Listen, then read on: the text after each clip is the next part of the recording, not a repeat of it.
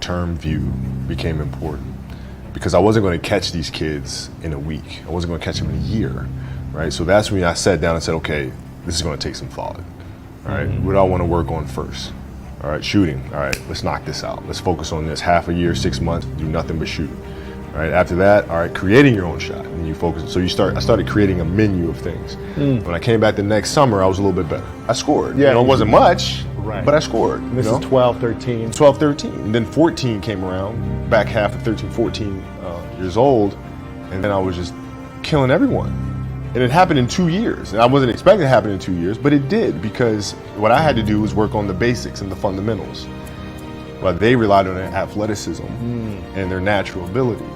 And because I stick to the fundamentals, it just caught up to them. And then my body, my knees stopped hurting. I grew into my frame. Then it was game over. I always dreamed as a kid that, it was possible to score 80 or 90 or 100. I always just had a dream. Like sometimes you lay down in bed and you visualize things. You just kind of, that's at least how I would go to sleep. I'd lay down and I'd imagine playing for the Lakers, and I'd imagine what the uniforms looked like. I'd imagine where we'd be playing, and, the smell of the arena and all sorts of stuff. And I would see myself, getting hot, score 10 straight points. But in a dream, why would you ever interrupt that? You're not going to have a dream and be like, okay, then he misses his next 6. It's not going to happen. So you just keep dreaming and dreaming and dreaming. And before I go to sleep, I'm at 120 points, And so when you grow up, downloading that into your brain over and over and over. And then, that summer, I made 1,000 shots a day. 1,000. That's on top of weight training and my conditioning. I made 1,000 shots, and they weren't just shots. It were shots that you saw in that game. They were specific shots. It was coming out of the corner, going to the pinch post, footwork in the post, coming off the screen. It was very specific. So when you download that into your system and you go out in the court and you're just executing things that you've done thousands of times before, and you have that dream, then that becomes possible. I come to understand, if I could work that hard every day, being blessed with the physical tools that I have, what would my career be? And I made a promise to myself from that day that I was going to work that hard every single day, so that when I do retire, I have no regrets.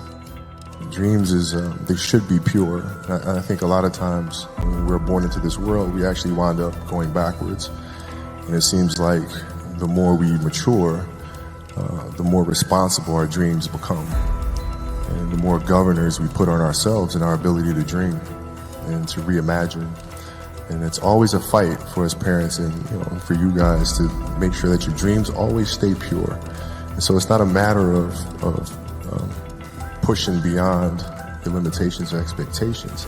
It's really a matter of protecting your dreams, protecting your imagination. That's really the key. And when you do that, then the world just seems limitless. I think the greatest fear that we face is ourselves, actually. I think it's not anything that's external or anything that's superficial. I think the greatest fear you face is yourself, because we all have dreams, and it's very scary sometimes to accept the dream that you have. And it's scarier still to say, okay, I want that. It's scary because you're afraid that if you put your heart and soul into it and you fail, then how are you going to feel about yourself, right? So being fearless means putting yourself out there and going for it. No matter what, go for it. Not for anybody else, but for yourself. You have to dance beautifully in the box that you are comfortable dancing in. Everybody's box is different. My box was to be extremely ambitious within the sport of basketball. Your box is different than mine, right? Every kid here has their own box, but it doesn't mean that your box isn't as beautiful as mine, right?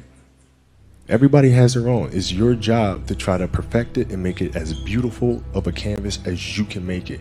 And if you have done that, then you have lived a successful life. You have lived with Mamba mentality. So it doesn't mean you have to go out here and do all of these crazy things. I'll have to be like this person or that person. No, what are you comfortable being? What is it that you want to do with your life? And once you have that, then you try to live it to the best of your ability.